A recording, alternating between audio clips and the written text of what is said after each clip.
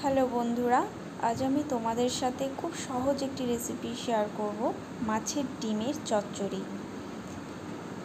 আর এখানে আমার কেটে নেওয়া আছে বেগুন, আছে টমেটো, আছে আদা কুচি, অল্প কিছু কাঁচা লঙ্কা কুচি, আলু, পেঁয়াজ কুচি আর আছে ধনেপাতা কুচি।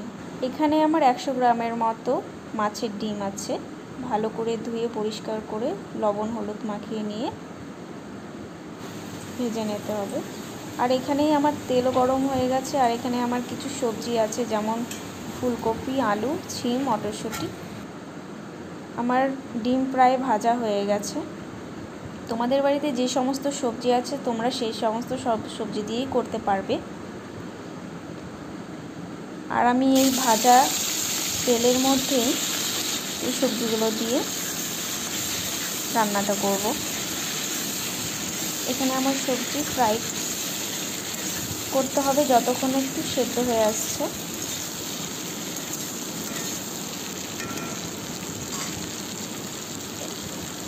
এবার এতে দেব পেঁয়াজ, টমেটো, লঙ্কা, আদা কুচি যেগুলো ছিল সমস্ত কিছু দিয়ে ভালো করে ফ্রাই করতে হবে। এবার দেব হলুদ গুঁড়ো, দেব লঙ্কা গুঁড়ো, জিরে গুঁড়ো, সব কিছু ভালো করে মিশিয়ে নিতে হবে। এগুলো যত ভালোভাবে কষানো হবে ততই টেস্টি হবে। আর সবজিগুলো থেকে যতক্ষণ না সামান্য একটু জল বেরোচ্ছে ততক্ষণ এটা কষাতে হবে। এরপর আমি দিয়ে দেব মাছের ডিম।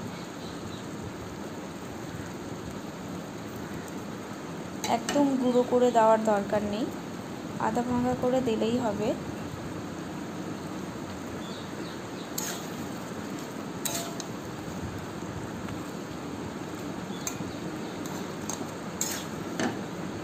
এই সবজি দিয়ে গরম ভাত অসাধারণ লাগে।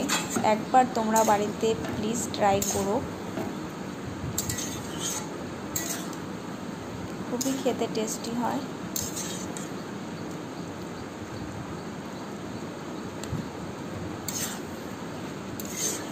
অলমোস্ট আমার চচ্চড়ি কমপ্লিট।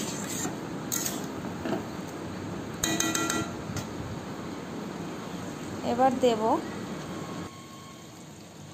ধনেপাতাগুলো। আর ধনেপাতা চচ্চড়িতে দিলে একটা আলাদাই টেস্ট হয়, গন্ধটাও খুব সুন্দর বের হয়।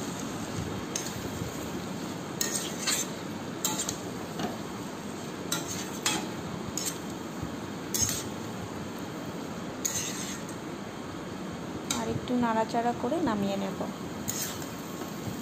আমার এই রেসিপি যদি তোমাদের ভালো লেগে থাকে তাহলে সাবস্ক্রাইব করে দিও, লাইক করে দিও, আর কমেন্টসে জানিও কেমন হয়েছে। এখনকার মতো টাটা, আবার দেখা হচ্ছে তোমাদের সাথে নেক্সট ভিডিওতে।